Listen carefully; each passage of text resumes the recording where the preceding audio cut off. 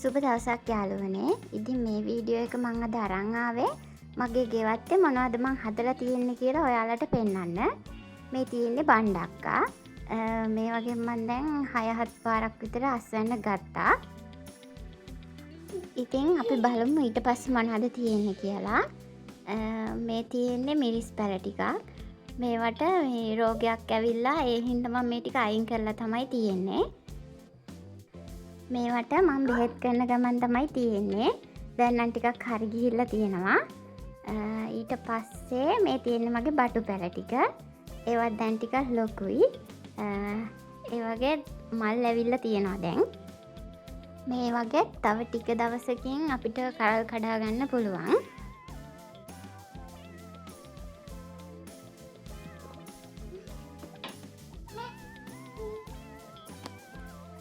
ඊට පස්සේ දැන් මේ තියෙන්නේ මෑවැල් ටික.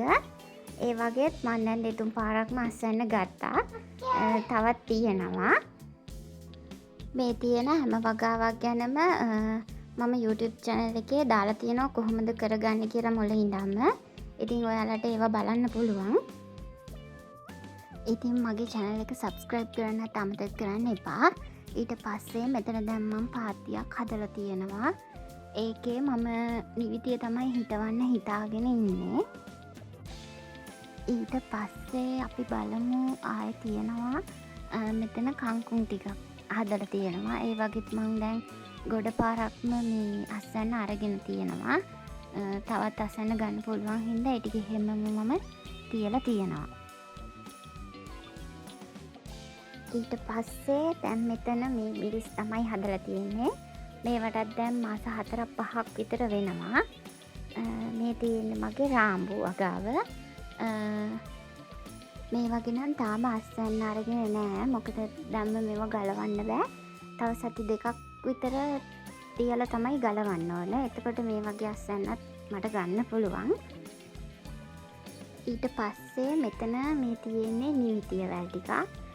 ඒ ටිකෙත් මම අස්වැන්න සෑහෙන්න අරන් තියෙනවා.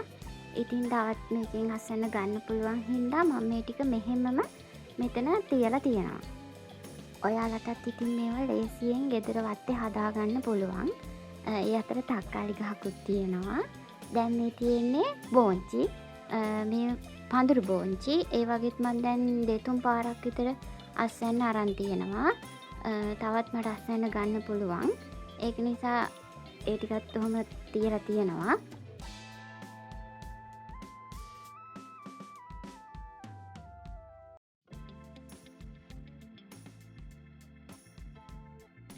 ඊට පස්සේ තියෙන්නේ මිරිස් පැල. මේ මිරිස් පැල මං හිටවලා දැන් දවස් 2-3ක් විතර වගේ තමයි වෙන්නේ. ඊට පස්සේ හිටවපු මිරිස් තමයි තියෙන්නේ. මේවා දැන් මාස 3-4ක් විතර වෙනවා. එක පාරක් දෙපාරක් වගේ මම මේ වගේ අස්වැන්න ගත්තා. තවත් ඉතින් හොඳට මේ පාරත් අස්වැන්න ගන්න පුළුවන් විදිහට හැදිලා තියෙනවා.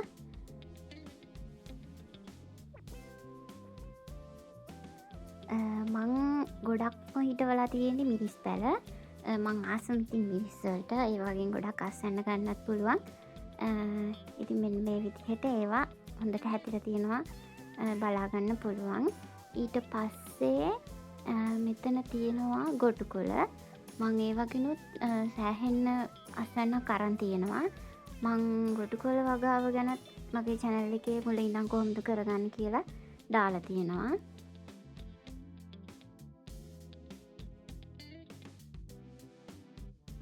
ඊට පස්සේ මම මේ මිරිස් පැල වලට එහා පැත්තෙන් හිටවලා තියෙනවා තක්කාලි ගස්. ඒ වගේ නම් තව මම අස්වැන්න අරගෙන නැහැ. තක්කාලි වගාව කරගන්නේ කොහොමද කියලාත් මම වීඩියෝ එකක් දාලා තියෙනවා. මේ වගේ අස්වැන්න ගන්නකොටත් මම ඔයාලට බලන්න වීඩියෝ එකක් දාන්නම්. ඉතින් සරුවටම තියෙනවා. ඊට මෙහා පැත්තෙනුත් එහා පැත්තෙනුත් දෙපැත්තෙන්ම මම මිරිස් තමයි හිටවලා තියෙන්නේ. හොඳට ගස් ටික සරුවට හැදිලා තියෙනවා.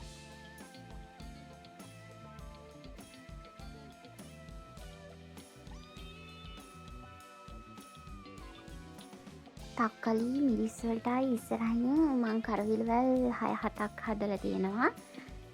මේවටත් දැන් මාස 4-5ක් විතර වෙනවා. මම මේ වගේනුත් සෑහෙන අස්වැන්නක් ගත්තා. දැන් නම් ඒ වගේ ඒ වැල් ටිකේ කාලේ ඉවර වීගෙන වගේ තමයි එන්නේ. ඒ තාම කරල් තියෙනවා හොඳට. මෙන්න මේ විදිහට තමයි ඉතින් මගේ කරවිල වගාව තියෙන්නේ.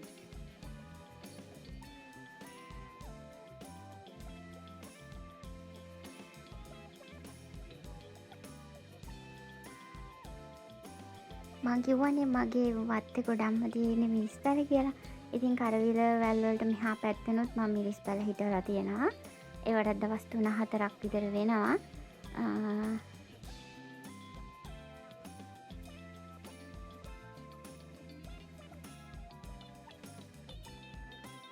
මං මෙන්න මෙතනත් මිරිස් පැල 5-6ක්ම හිටවලා තියෙනවා. එක පැකට් එක දෙක ගානේ තමයි හිටවලා තියෙන්නේ. ඉස්සරහා තිබ්බේ ඒවත් එක්කම තමයි ඒ ටිකත් මං හිටියුවේ.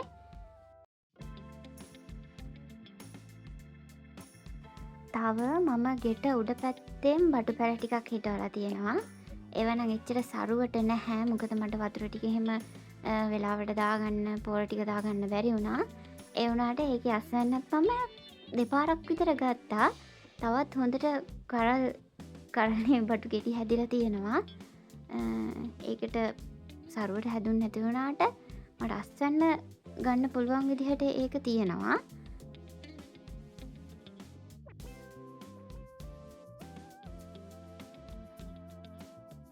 මෙතනත් මේ රෝගයක් හැදිච්ච මිරිස් ගස් දෙකක් විතර තියෙන්නේ. දැන් මේ තමයි මගේ ටැනල් එක. අපි ඒක ඇතුළට ගිහිල්ලා බලමු. මේ තියෙන මගේ මිරිස් වගාව. මෙතන පැල 200ක් විතර තියෙනවා. ඉතින් මේ වගේ මං අස්වැන්න හොඳට ගන්නවා. සරුවට තියෙන නිසා මට අස්වැන්න හොඳට ගන්න පුළුවන්.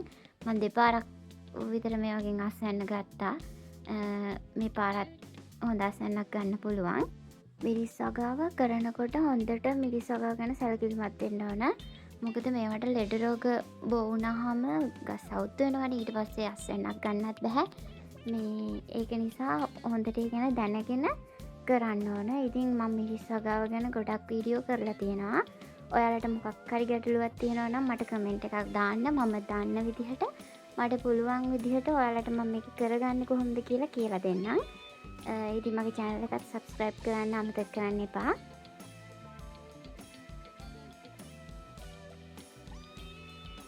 ඊට පස්සේ මම මෙතන මඤ්ඤොක්කයින් හිටවලා තියෙනවා. මෙතන මං කලින් කරපු මිරිස් වගාවේ අයින් කරපු පස් ගොඩ තමයි තියෙන්නේ. එතන ඉතින් මම මඤ්ඤොක්කයින් ටිකක් හිටෙව්වා. ඒ ටිකත් මෙන්න මේ විදිහට හොඳට හැදිලා තියෙනවා. දැන් මෙන්න මෙතන මම ඉස්සෙල්ලා බුලත් තමයි හදලා තිබ්බේ. දැන් මේ ඉතුරුලා තියෙන බුලත් ටික මේ ටිකට දැන් රෝගය ඇවිල්ලා තියෙන්නේ. ඉතින් මම මෙතනත් මිරිස් හදන්න මම බුලත් ටිකක් අයින් කරලා මේ විදිහට වලවල් කඩලා තියෙනවා. එතනත් මිරිස් දාන්න තමයි හිතාගෙන ඉන්නේ. ඊට පස්සේ මම මේ අයිනේ හිටවලා තියෙන්නේ මගේ අමු මිරිස් පැල ටික. ඒ ටිකත් දැන් ටික දවසක් වෙනවා හිටවලා. දැන් හොඳට ඒ ටික හැදිලා තියෙනවා. ඉතින් මේ පැත්තේ අමු මිරිස් ටික හිටවලා මෙහා පැත්තේ සේරගෙම මං හිතන් ඉන්නේ මේ නයි මිරිස් හිටවන්න. ඊට පස්සේ ගෙවල් වලට පල්ලෙහායින් මම මේ නිවිතියයි කංකුණුයි හිටවලා තියෙනවා. මේ තියෙන නිවිතිය ටික ඒවත් හොඳ සරුවට තියෙනවා. මම යෝගෙන් අස්වැන්න ගන්නවා. ඉතින් මෙතනින් එහා පැත්තේ මම කංකුන් හිටවලා තියෙනවා. ඒ දෙකම හොඳට සරුවට තියෙනවා. අස්වැන්න ගොඩක් ගන්න පුළුවන්. ඉතින් ඔයාලත් ගෙදරට වෙලා නිකන් ඉන්නවා නම් මේ විදිහට වගා කරලා බලන්න. මොකද දැන් වෙළඳ පොලේ එළවලු ගොඩක් මිලයි. ඒක නිසා අපිට මෙහෙම හදාගත්තාම ගොඩක් වියදම් යන්නෙත් නැහැ.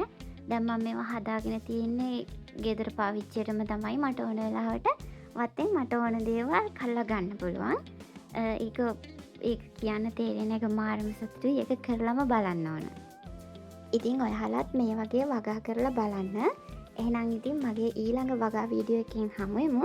ඔයාලා හැමෝටම සුබ දවසක්.